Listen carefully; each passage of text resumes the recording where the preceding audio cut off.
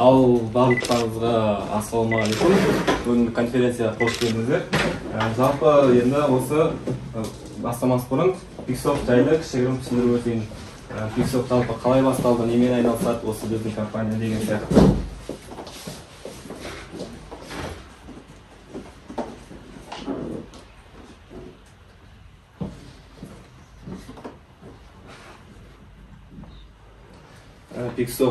Pixsoft жалпы қалай құрылды? Жалпы білесіздер, бұдан алдын 3 жылдай көлемде баста инновация деген компаниямен атпен осы сайт жасау бойынша қызмет көрсетіп жүрдік. И осыдан 3-4 ай бұрын 2020 жылы қыркүйек айында сайт жасау бойынша веб-студияны Pixsoft деп ребрендинг жасап өзгерттік те жеке бөлім болып бөлім шықты.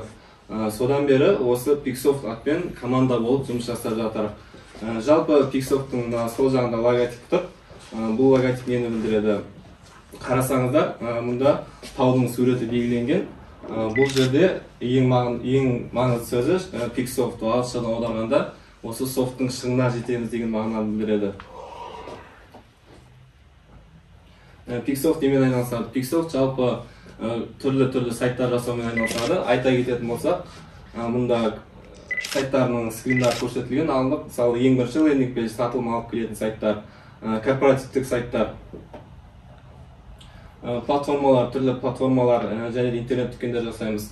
Қазіргі уақытта осы рынокта ең көп сұранысқа ие сайттардың түрі лендинг пейдждер болады. Ол основной бір 80-70% лендинг пейдждерден заказ аламыз. Сонымен қатар қазіргі уақытта порталдарға да өте қатты сұраныс болып жатыр. Порталдар қатты дамып, осыған көбірек заказ алып жатырмыз. Все, осы айтам. Назарларыңызға рахмет.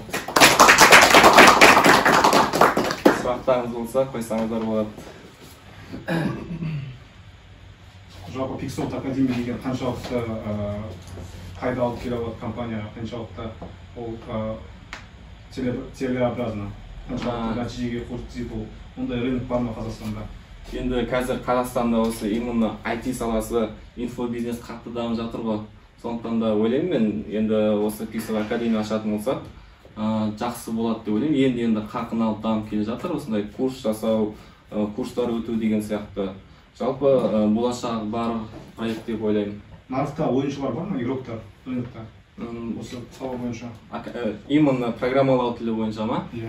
Программалау тілі бойынша бар. Мен білетіндерден 1024 деген бар. Осы қазақ тілі, именно қазақ тілін айтатын болсақ, қазақ тілі бойынша программалау тілін үйрететін, ал былайша басқаларын кездестірмеппін. Орыс тілден айтпай-ақ қояйын, орыс тілі аудиториялар көп қой жалпы программалау тілін үйрететін.